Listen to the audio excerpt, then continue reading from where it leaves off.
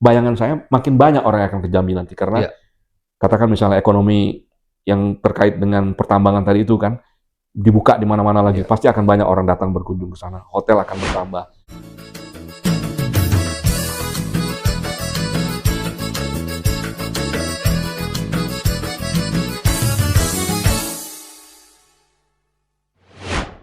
Halo, Diaspora Jambi. Ketemu lagi kita di channel kita BMKG Talks.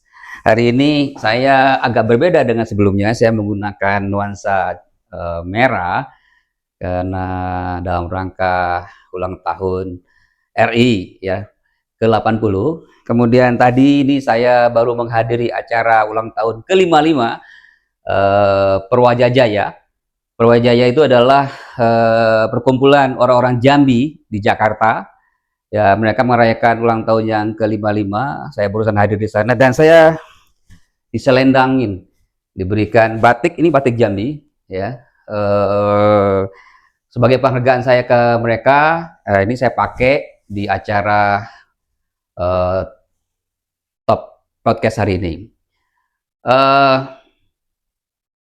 Diaspora Jambi yang ada di Indonesia maupun ada di luar negeri. Kalau seandainya ada 3 institusi besar, apa yang teringat oleh diaspora? Ada satu kata misalnya BBC, ya, kemudian UNESCO atau OPEC. Kalau saya ditanya satu kata untuk BBC adalah radio. Kalau UNESCO tentu adalah PBB. Kemudian kalau OPEC adalah minyak. Nah, hari ini hadir di depan kita orang Jambi yang berkarir di 3 institusi besar itu di luar negeri. Beliau adalah Bang Arya Gunawan. Assalamualaikum Bang Arya. Waalaikumsalam warahmatullahi wabarakatuh. Ya, jadi Bang Arya ini adalah tokoh Jambi ya, yang berkarir di luar negeri di 3 lembaga besar tadi yang saya sebutkan. Bang Arya bisa cerita tentang pengalaman kecil dulu sebelum kita masuk ke nanti ke OPEC. Ya. Saya memang orang Jambi asli, jadi lahir besar di Jambi.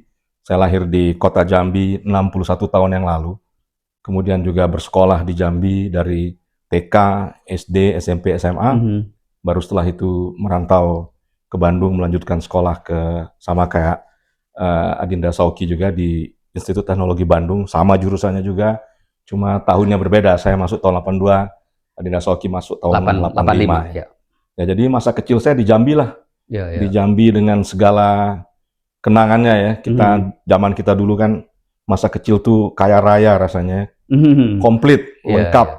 Karena kita selain disibukkan dengan urusan belajar, membantu orang tua, dengan urusan rumah gitu ya, ikut-ikut bantu, tapi kita juga puas bermain.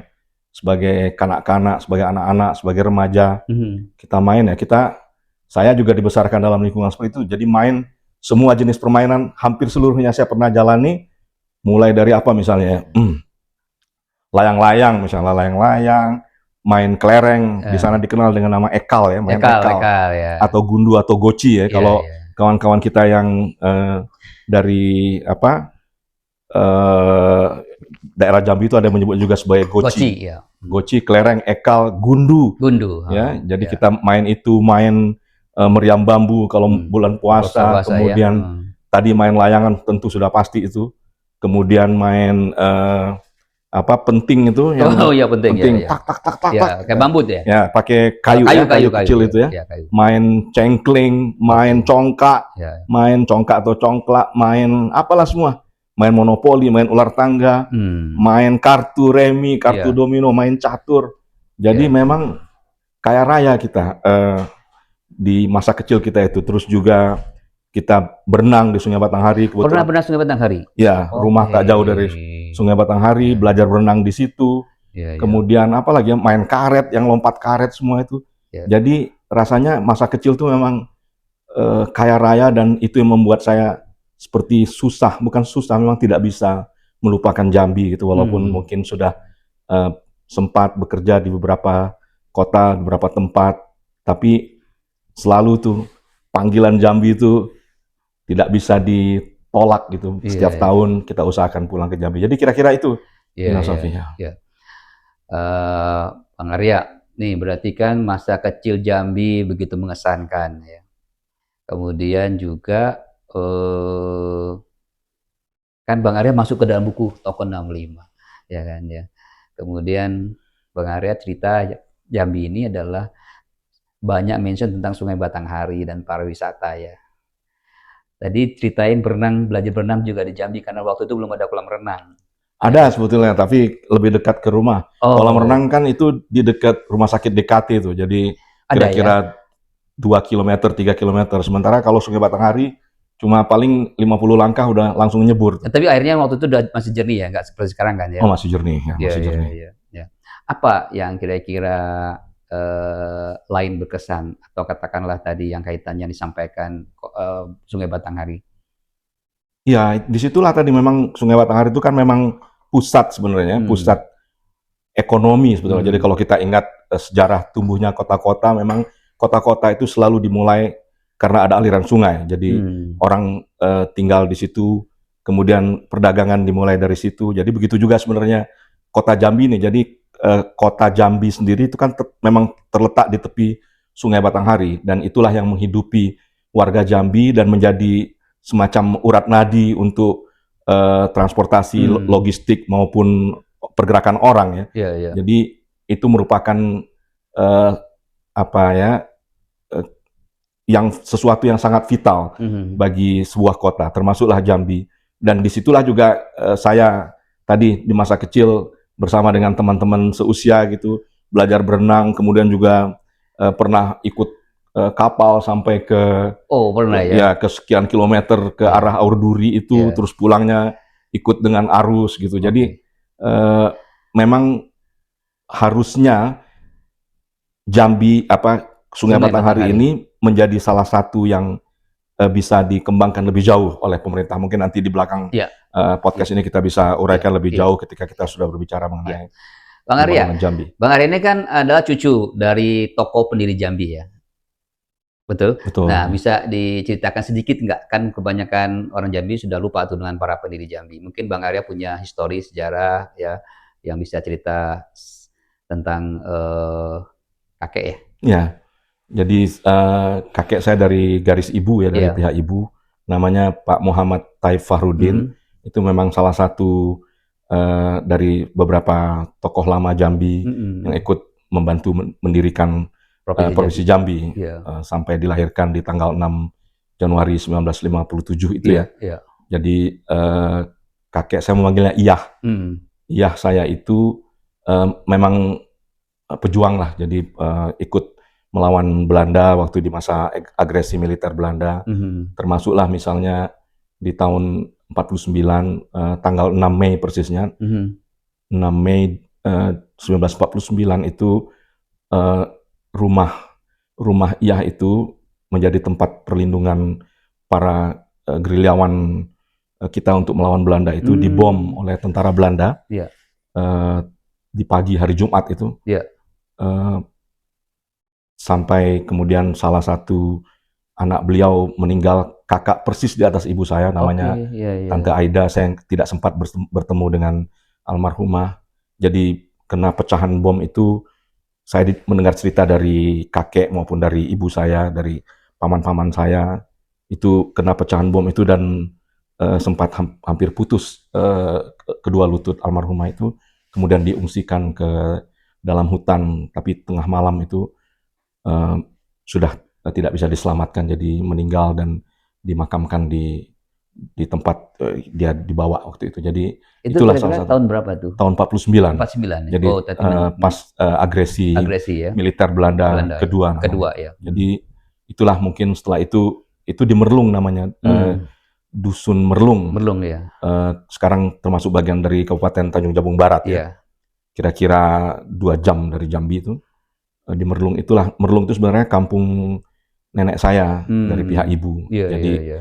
kakek saya ini, Iyah saya ini sebetulnya orang Pagaruyung sebenarnya, Oke. dari Sumatera Barat, tapi kemudian sudah lama pindah menetap di Merlung itu.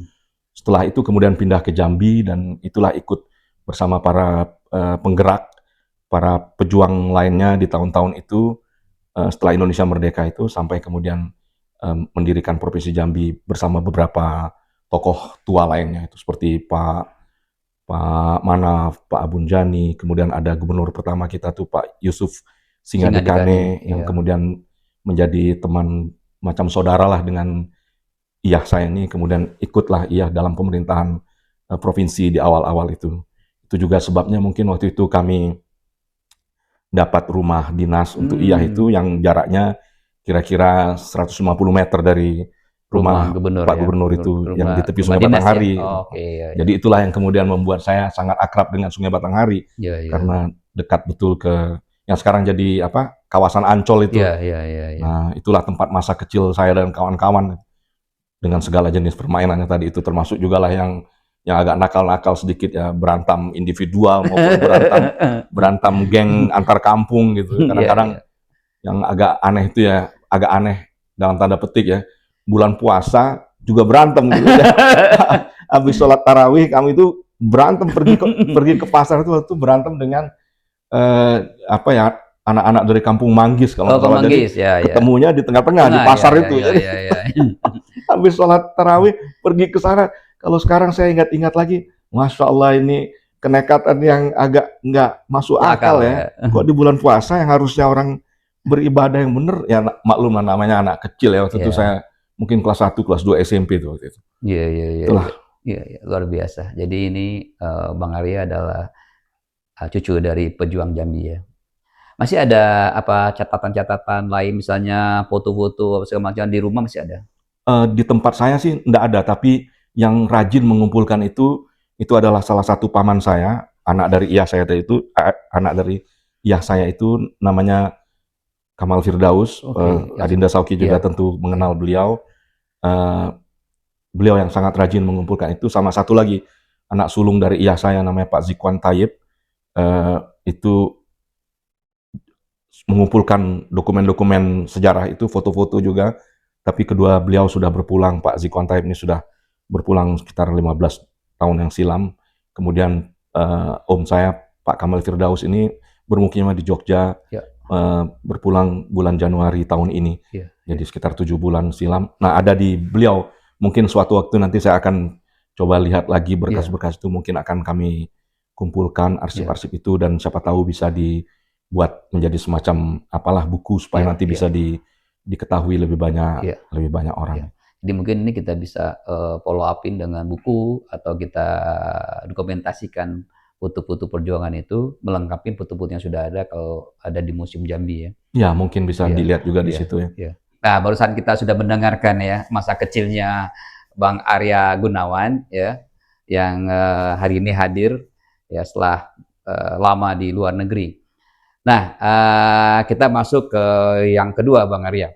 Nah, ini cerita tentang pengalaman kerja ya kan ya. Banyak sekali, saya sendiri pribadi nih Bang, pengen sekali kerja di luar negeri tapi nggak bisa-bisa gitu kan ya. Gimana sejarahnya nih, gimana kok bisa bekerja di luar negeri, kemudian di institusi yang saya sampaikan tadi ya, institusi besar ya, BBC, bukan hanya radio tapi juga TV sekarang, kemudian UNESCO itu ekivalen dengan PBB, kemudian juga OPEC ya ekivalen dengan minyak gitu. Bisa ceritain pengalaman sehingga bisa melalang buana? Iya, jadi tadi setelah tamat SMA kami merantau ke Bandung, sekolah di TB lah. Disitulah saya sebenarnya mulai muncul pikiran cita-cita untuk kemana nih setelah tamat nanti. Nah, saya kebetulan memang menenangi dunia tulis menulis sejak masih kecil dulu.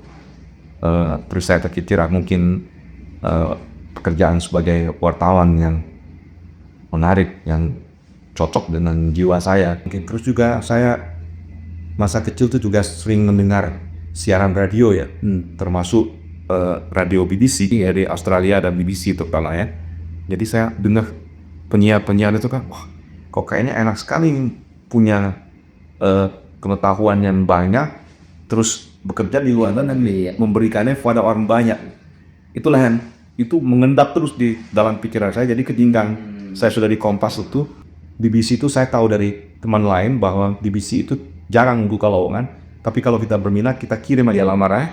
Nanti kalau ada lowongan yang terbuka, mereka akan kabarkan Innan kalau kita masuk berminat, mereka akan tes. Jadi itulah saya kirim lamaran, saya dipanggil tes. Nah jadi Januari 95 saya mulai bekerja di BBC di London sampai 5 tahun ya. Saya di sana sampai pada tahun 2000 kami balik. Kemarin itu tahun Oktober tahun 2000 itu saya sudah kemudian bekerja di UNESCO Indonesia. Kemudian saya dipindah ikut tes untuk posisi UNESCO di Teheran tahun 2010. Saya sampai 2013 di Teheran, UNESCO Teheran yang membawahi beberapa negara, itu ada Iran, Afghanistan, Pakistan, Turkmenistan. Sampai kemudian 2013 saya memutuskan pindah ke lembaga baru di WINA ini yang terafiliasi dengan OPEC, walaupun tidak langsung sebagai orang OPEC, karena lembaga tempat saya bekerja ini namanya OPEC Fund for International Development. Itu lembaga bentukannya OPEC yang memang ditugasi untuk memberikan bantuan pembangunan kepada negara-negara yang membutuhkan. Itu dilahirkan oleh OPEC ini di tahun 1976, 15 tahun sesudah OPEC berdiri. Jadi disitulah saya kemudian bekerja dari tahun 2013 sampai terakhir saya pensiun tahun lalu, sudah mencapai usia 60, 11 tahun saya di lembaga ini. Bang Arya, nah yang terakhir nih ya, kerjaan terakhir dan sampai pensiun ya. Nah ini kan di OPEC ya. OPEC ini kan tadi di awal kan saya sampaikan kan, kalau kita bilang OPEC itu kan berarti kan minyak ya. Kemudian Indonesia kan sudah keluar dari OPEC ya, bukan negara OPEC lagi. Kok bisa kerja di OPEC, gimana ceritanya? Ya, itu tadi yang saya sampaikan di awal tadi, bahwa lembaga tempat saya bekerja ini tidak langsung di OPEC-nya, tapi lembaga bentukan OPEC. Ya. Jadi OPEC Fund for International Development ini, atau dalam bahasa Indonesianya lembaga pendanaan OPEC ya, untuk membantu pembangunan internasional. Tapi itu ya, tadi pembantuannya itu untuk negara anggota OPEC atau di luar OPEC juga? Nah ini dia. Jadi lembaga ini dibentuknya unik juga nih kelahirannya. OPEC kita sudah tahu, semua orang tahu ya. OPEC itu Organization of Petroleum Exporting Countries. Ya. Organisasi negara-negara pengekspor minyak. Ini kan dibentuk di tahun 1961 ya. Kemudian ada booming minyak, kita tahu kan di tahun 70-an tuh kan minyak benar-benar sedang tinggi-tingginya, dan kebutuhan dunia sedang pesat-pesatnya. Jadi demand begitu tinggi, dan OPEC ini dialah yang menjadi semacam penguasa tunggal ya. Ini kan organisasi dari 12 atau 13 negara gitu ya, yang memang merupakan para eksportir minyak yang besar-besar. Ada Saudi Arabia tentunya, Arab Saudi, Iran, Venezuela, Nigeria, Indonesia termasuk. Kita kan pada saat itu masih pengekspor ya, eksportir kita. Nah, itu booming begitu, dan dunia merasa sangat tergantung dari produksi minyak negara-negara anggota OPEC ini, dan dianggap bahwa OPEC ini berperan, dicap lah, distigmatisasi oleh dunia barat terutama. Ini kayaknya ada operasi pengendalian harga nih dari OPEC ini, dianggap sebagai kartel. Jadi kartel itu kan gabungan dari beberapa pelaku ekonomi yang bisa mengendalikan harga dengan tanda petik sesuka-sukanya nanti gitu. Jadi kalau produksi berlimpah mereka tahan supaya harga naik lagi gitu ya. Kalau produksi kurang mereka tambah produksi sedikit gitu. Tapi harga akan mereka jaga secara stabil.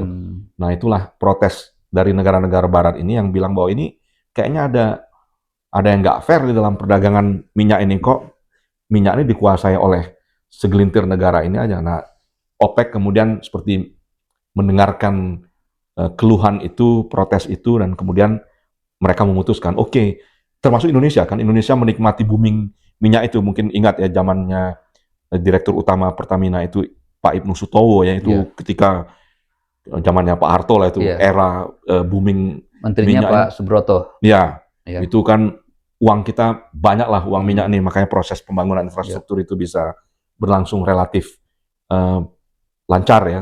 Tapi tadi itu karena ada protes ini, akhirnya OPEC bilang oke, kalau gitu kami akan sisihkan keuntungan ini untuk membentuk satu lembaga yang nanti fungsinya akan mendanai pembangunan-pembangunan internasional. Internasional ya. Ya, dilahirkanlah lembaga OPEC Fund for International Development ini di bulan Januari tahun 76. Pas di puncak boomnya minyak itu kan, semua negara anggota mengalokasikan itu, termasuk Indonesia. Jadi Indonesia ikut juga menjadi penyumbang dari keuntungan tadi itu, menjadi negara anggota OPEC Fund ini. OPEC Fund ini mengelola dana ini dengan satu klausul utama yang intinya itu menyebutkan bahwa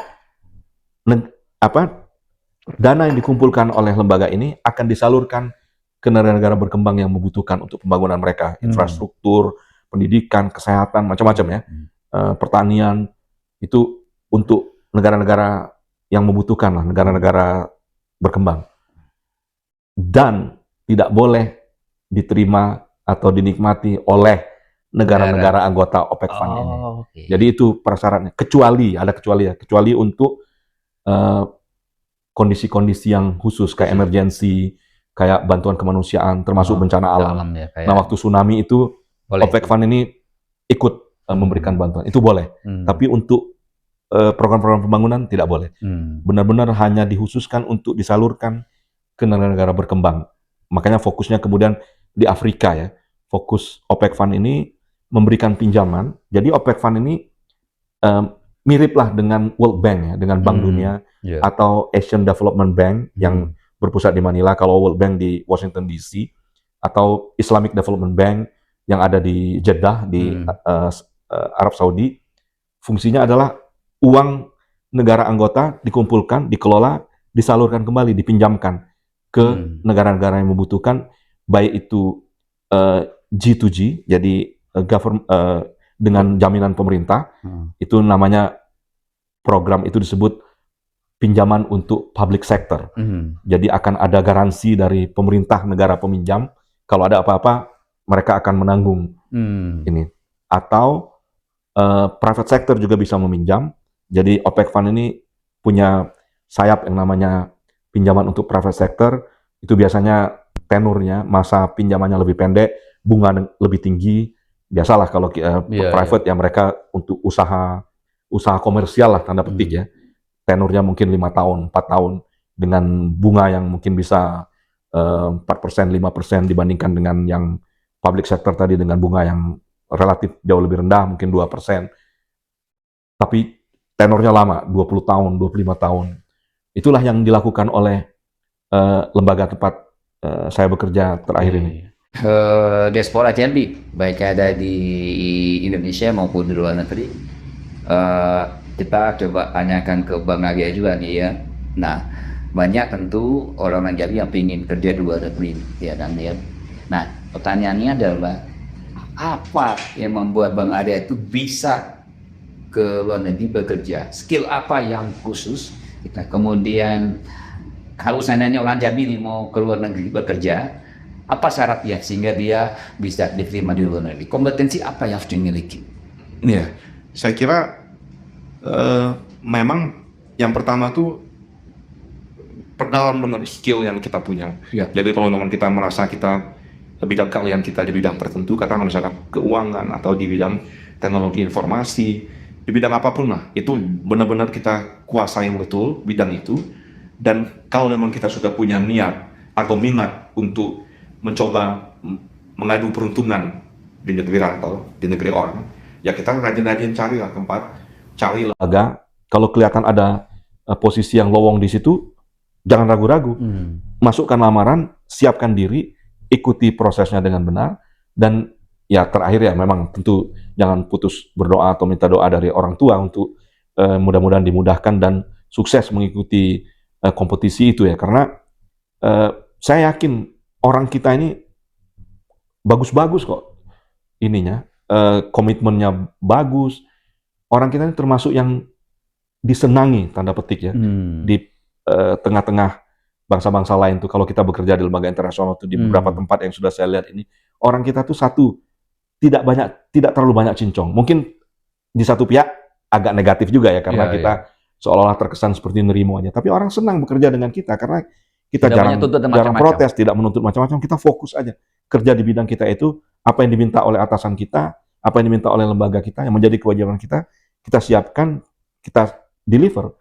Dan itu kan akan dinilai kalau kita bisa memenuhi permintaan untuk mengerjakan tugas tertentu itu, tentu akan disukai kita oleh atasan kita, oleh lembaga kita. Jadi ini poin pertama, benar-benar dikuasain bidang kita itu dan jangan ragu. Nah, ini penyakitnya. Saya melihat kalau secara umum ya, kita memang agak ragu-ragu ya untuk bertarung di percaturan internasional itu, mungkin karena ada perasaan minder, terutama juga bahasa misalnya. Bahasa ya. Nah, ini persyaratan juga. Jadi bahasa ini harus benar-benar diperkuat. Saya kira sekarang untuk generasi-generasi yang jauh lebih muda, mereka kelihatannya penguasaan bahasa asing ini, bahasa Inggris lah, kita spesifik menyebut bahasa Inggris yang memang dipakai di hampir di seluruh lembaga internasional. Itu harus diperkuat benar supaya mereka tidak ada lagi hambatan dalam bidang bahasa ini, sehingga jauh lebih gampang nanti untuk bertempur, memperebutkan posisi tertentu itu. Tadi dari segi karakter kita disukai kok, kita ramah, kita jarang menolak pekerjaan, malah kita senang ya, kita senang bekerja. Itu mana lagi nih tugas lagi, kalau udah selesai satu ada lagi nggak? Ada lagi, itu yang dilihat orang. Dan kita tadi mudah menyesuaikan diri. Ini modal-modal penting kita sebenarnya. Tinggal sekarang mendobrak rasa minder ini. Bagaimana kita ragu, mungkinnya ragu atau takut, oh nanti gimana di negeri orang jauh. Memang berat lah, udah pasti berat. Adinda Sauki juga pernah merantau ketika studi dulu ya. Tidak mudah lah. Ada perasaan homesickness itu sesekali terasa. Saya juga pernah mengalami, apalagi waktu pertama kali di London dulu. Saya cerita sedikit nih di London.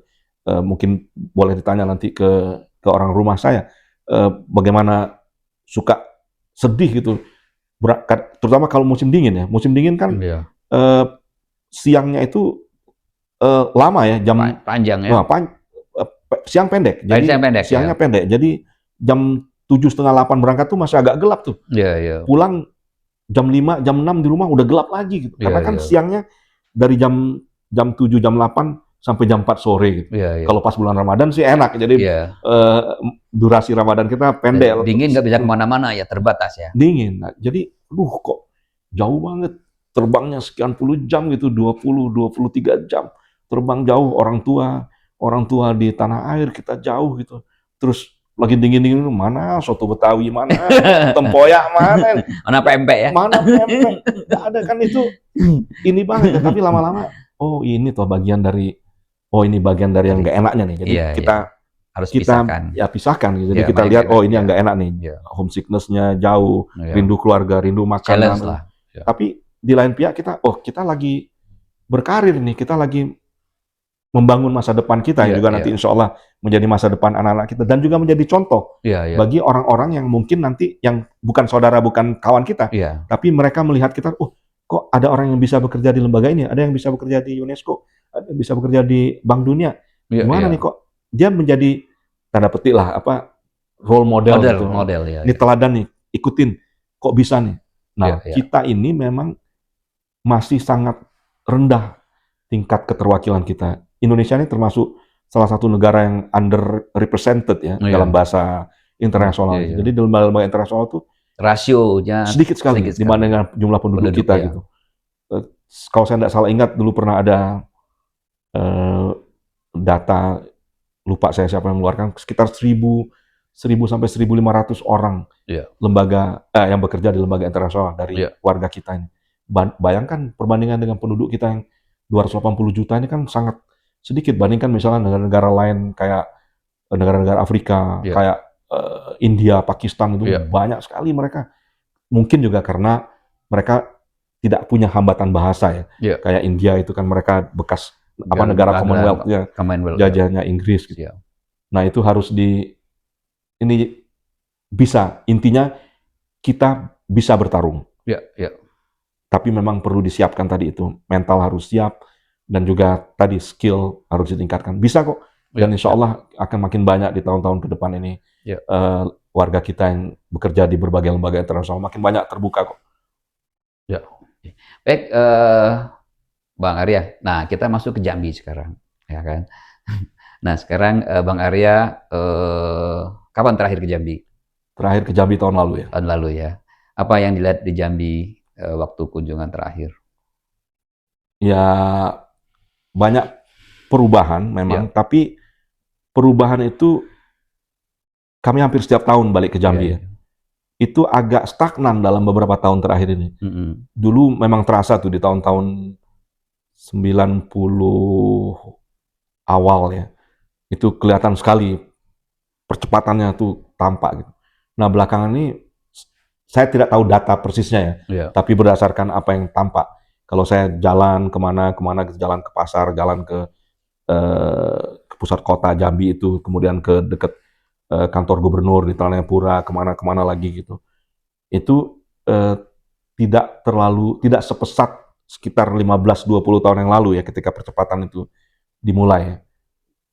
Nah, saya tidak tahu di mana penyebabnya, apa yang menjadi kendalanya, tapi menurut saya memang masih banyak yang perlu kita perbaiki ya. Kita ikut kontribusi, benahi, entah lewat ide, sharing dengan pimpinan baik kota maupun provinsi ya, untuk berbagi masukan lah. Mudah-mudahan pihak yang memiliki amanah di sana juga bersedia untuk membuka diri untuk bikin acara, misalnya mengundang orang-orang yang ada di 65 tokoh Jambi yang dibukukan oleh BMKJ ini misalnya.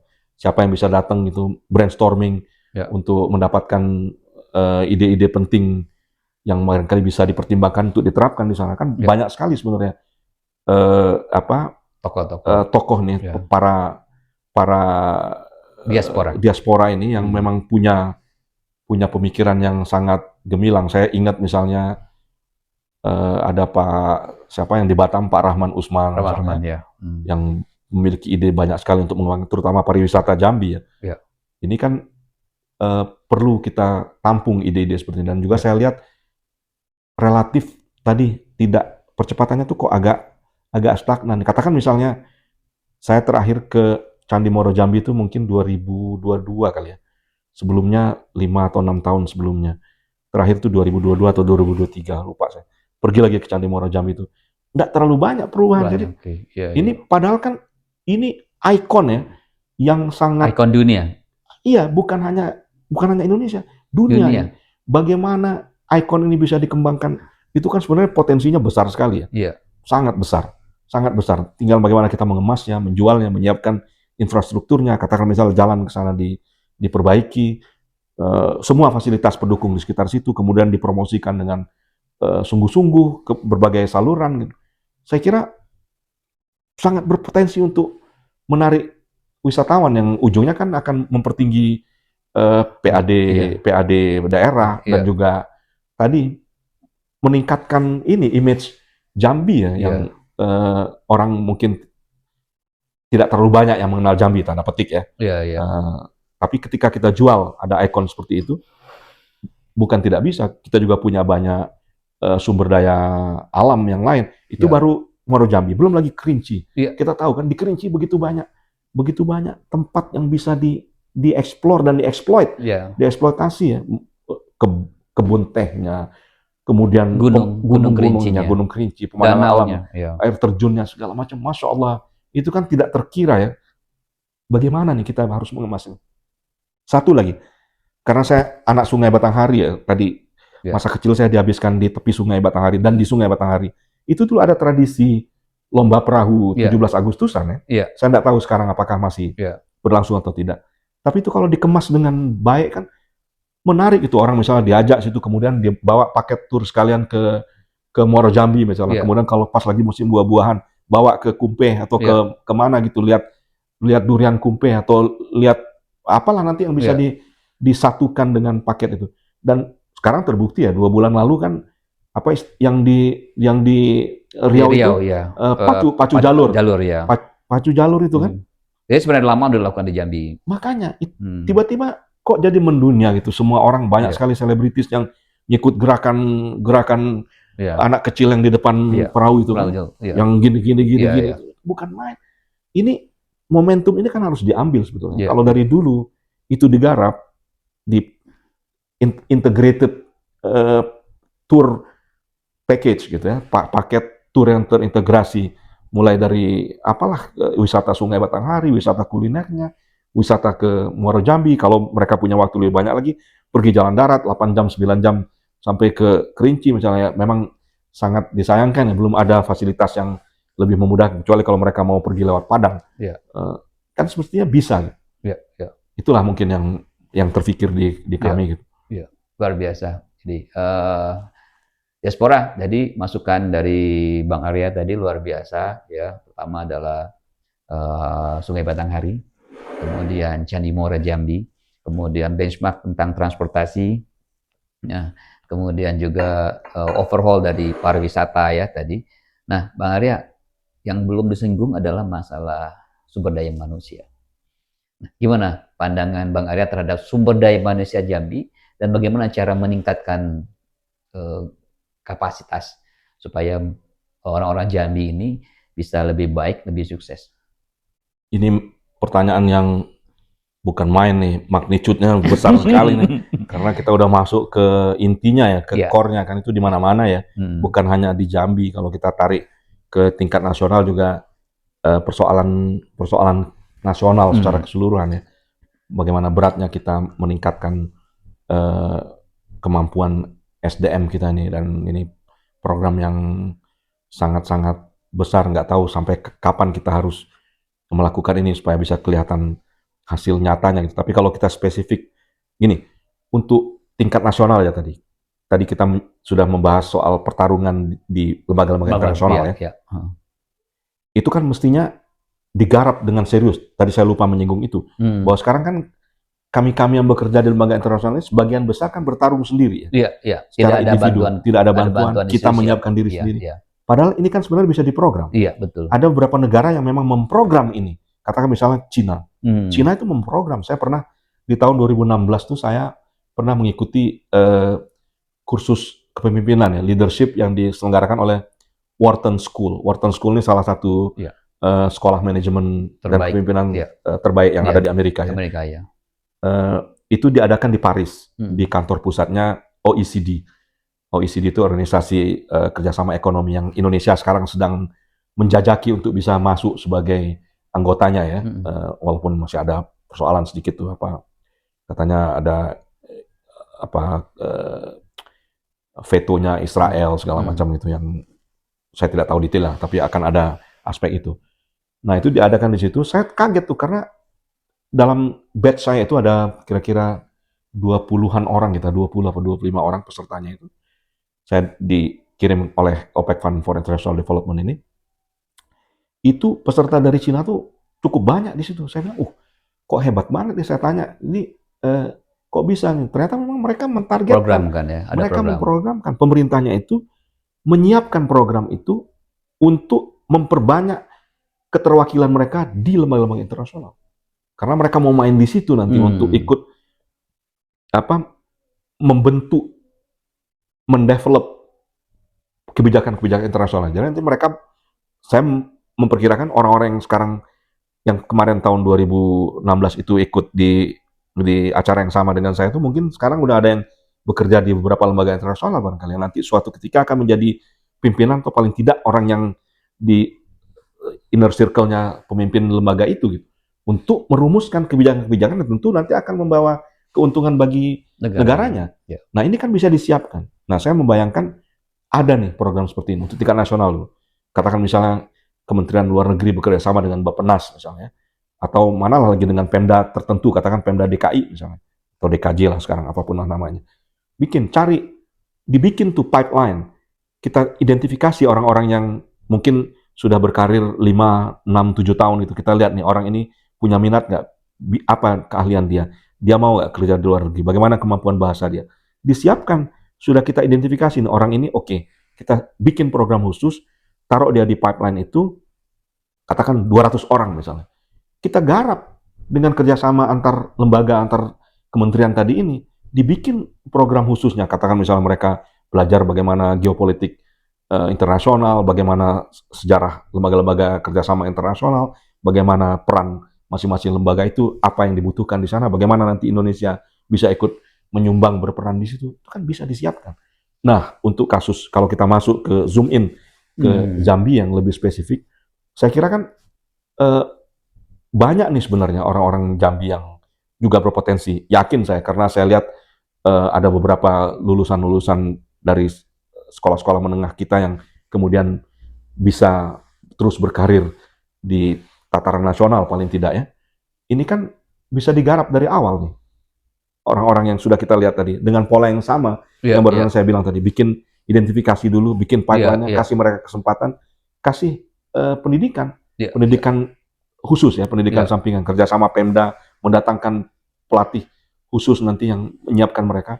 Kalau untuk kebutuhan Jambi sendiri ya kita lihatlah nanti apa yang dibutuhkan sekarang kan, misalnya untuk bidang pariwisatanya mungkin bisa kita garap khusus. Nanti akan bekerja di sektor pariwisata, untuk sektor industri pertambangannya misalnya kan banyak tambang yang bisa digarap oleh anak-anak Jambi sendiri nanti kan, baik minyak maupun batu bara dan lain-lain tambang lagi yang masih ada di beberapa wilayah Jambi itu kan bisa disiapkan, tapi kembali lagi terpulang kepada ya tentu saya juga mohon maaf nih tidak mengetahui secara detail ya karena tidak berada berdekatan, tapi dari jauh saya mengamati juga dengan kembali ke Jambi 5-6 hari berada di sana, melihat, ngobrol sama saudara, ngobrol sama teman-teman, menanyakan perkembangan Jambi. Kelihatannya masih besar wilayah yang terbuka untuk digarap oleh pemerintah setempat gitu bersama-sama. Menciptakan SDM-SDM yang tadi siap, terutama untuk memenuhi kebutuhan di Jambi dulu. Pariwisata misalnya, perhotelan kita, ya kan, hotel-hotel di Jambi itu misalnya bisa dikembangkan lebih jauh. Kan orang makin, bayangan saya makin banyak orang yang akan ke Jambi nanti karena katakan misalnya ekonomi yang terkait dengan pertambangan tadi itu kan dibuka di mana-mana lagi, pasti akan banyak orang datang berkunjung ke sana, hotel akan bertambah.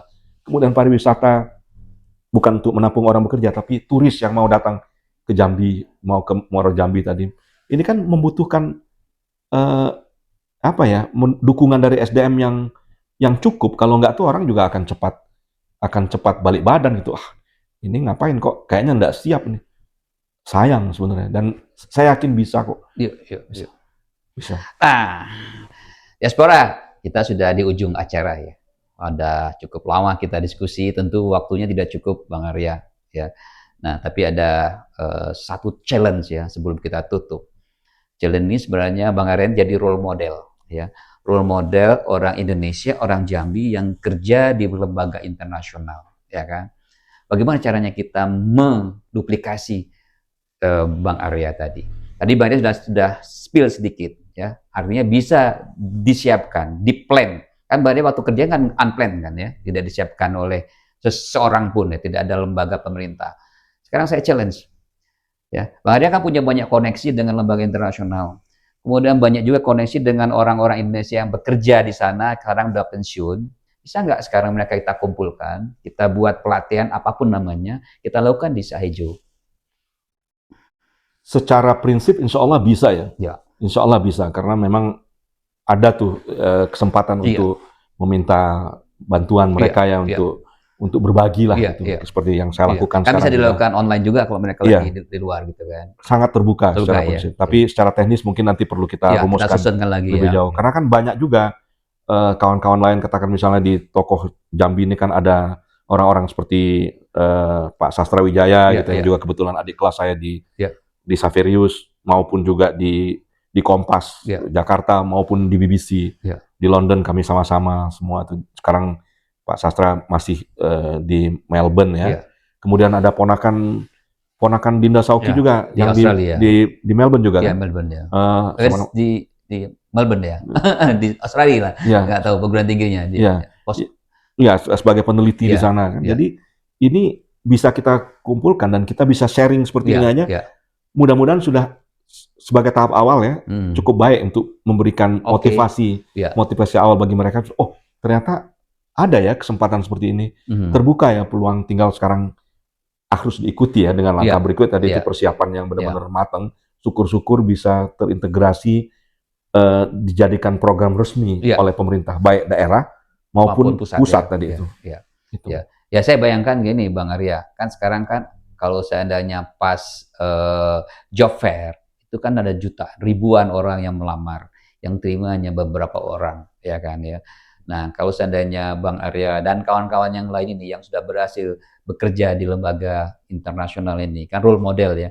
Nah, kita coba ambil intisarinya, kita buatkan kurikulumnya, kemudian kita latih mereka gitu ya, sehingga seperti yang disampaikan tadi, seperti di negara Cina, mereka kan disiapkan gitu ya. Nah, kalau ini bisa terrealisasi, ini mudah-mudahan menjadi legasinya Bang Arya. Gitu. Amin, insya Allah. Terima kasih banyak nih juga Adinda Soki nih yang membukakan perspektif seperti ini ya, dan kita bisa sharing, dan kami pun sangat berterima kasih lah sudah diundang ke podcast ini di tempat yang begitu nyamannya di Sahejo Eco Park ini yang luar biasa bener. Ini legasinya Adinda Soki yang sudah banyak sekali, alhamdulillah kita bisa saling sinergi kolaborasi kan. Inilah memang kesempatan kita lah untuk berbagi dari apa yang sudah pernah kita raih, pernah kita dapat ya. Kalau nggak itu juga sayang kan kalau mendap. Orang Jambi bilang jangan mendap di diri dewek baik. Baik, terakhir pesan untuk pemerintah kota atau kabupaten Jambi, kemudian pemerintah provinsi, aparat pemerintah di Jambi, pemimpin Jambi, kemudian diaspora yang ada di Jambi, bukan di Jambi ya, di Indonesia maupun luar negeri masih banyak juga.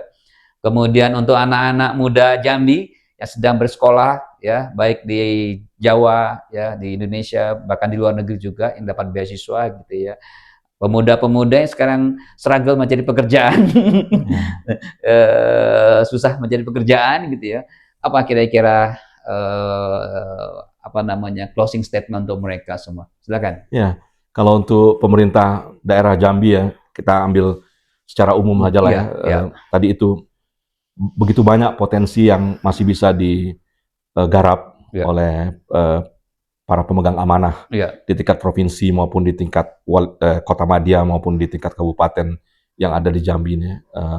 Tadi yang sudah kita sebutkan secara detail di tingkat provinsi, penyiapan sumber daya manusianya seperti apa, kemudian juga menjadikan provinsi Jambi itu lebih menarik lah bagi investor maupun bagi pengunjung ya, pengunjung wisatawan katakan. Di tingkat kota dan kabupaten misalnya itu kota Jambi masih banyak yang masih bisa disempurnakan, dikembangkan lebih jauh.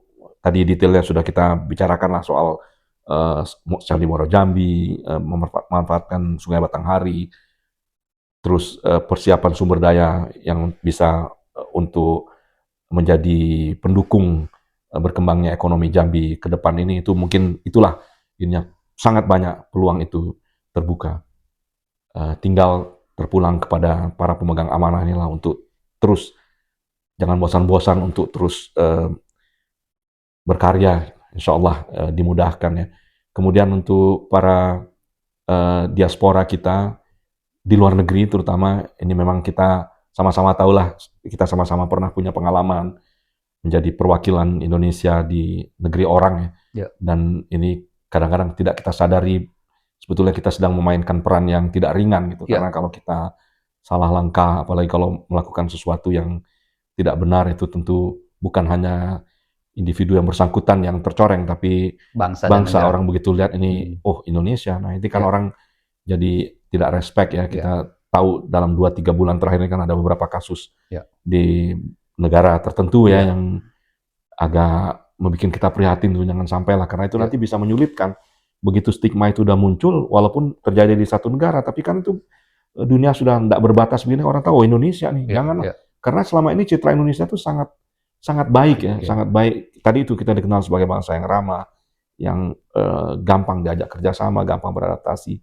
Nah ini teman-teman diaspora semua perannya cukup penting, cukup besar dan sekaligus berat gitu. Dan ini kita nanti insya Allah akan juga memberikan pengalaman-pengalaman kita kepada generasi berikutnya, entah anak kita sendiri atau anak kawan-kawan kita atau orang lain yang tidak kita kenal yang barangkali ingin mendapatkan pengalaman dari kita.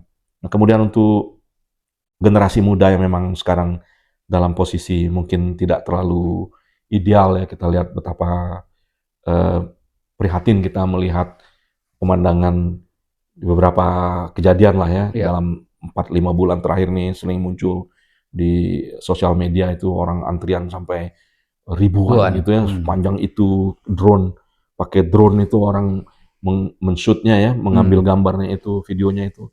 Panjang sekali antrian itu bertumpuk gitu, Bertumpuk. memperebutkan 50 lowongan gitu, Iya. Masya Allah. Ini kan memang prihatin sekali lah kita. Kita Menyedihkan, tahu ya. kita sedang dalam posisi yang berat ya. Ya. Sebagai bangsa memang tidak gampang langkah ke depan ini. Tentu terpulanglah kepada kita masing-masing untuk terus jangan putus asa, jangan menyerah. Generasi muda ini tetap memperkuat diri kita, kemampuan kita kembangkan terus, tambah terus keahlian, jangan bosan belajar. Dan tadi itu kalau memang suatu ketika sudah merasa cukup siap untuk bertarung di luar negeri, laksanakan, jalankan gitu. Kalau butuh bantuan mungkin bisa kita sharing seperti ini lagi lah, secara spesifik bantuan seperti apa yang diperlukan. Gitu. Tapi tadi harus ada modal dasar, kita hilangkan rasa minder kita, rasa ketakutan kita, siapkan dengan skill profesional yang benar-benar kita kuasai, dan kemampuan bahasa ini harus dipermak lah, disempurnakan lah, supaya nanti bisa lebih mudah untuk menghadapi pertarungan ketat itu. Itu mungkin yang bisa kami sampaikan, Adina. Ya, makasih. Baik, Diaspora, sudah cukup waktu kita dengan Bang Arya Gunawan Usis, ya, yang melalang buana di luar negeri, mewakilkan Jambi dan Indonesia. Ya, tadi sudah sharing cukup banyak. Ya, mudah-mudahan ini kontribusi Bang Arya. Ya, mudah-mudahan podcast kita ini juga didengar oleh banyak stakeholder, ya, terutama anak-anak muda yang bisa menjadi menjadi penerus, ya. Kita berang Bang Arya tetap bersedia untuk menjadi narasumber untuk adik-adik kita, ya, mahasiswa Jambi yang ada di Indonesia, ya. Mudah-mudahan Bang Arya juga tetap sehat, insyaallah. Ya. Kemudian walaupun sudah pensiun dari luar negeri, tetap berkarir, ya, karena masih dibutuhkan oleh banyak pihak, ya, terutama pengalaman yang tadi. Kalau bisa kita buatkan kurikulumnya, kita akan jadi area-area yang lain gitu, ya, sehingga semakin banyak orang Jambi Indonesia bekerja di luar negeri di lembaga internasional yang sangat besar, ya. Sekali lagi terima kasih Bang Arya. Terima kasih, sama-sama. Ya. Baik, Assalamualaikum warahmatullahi wabarakatuh.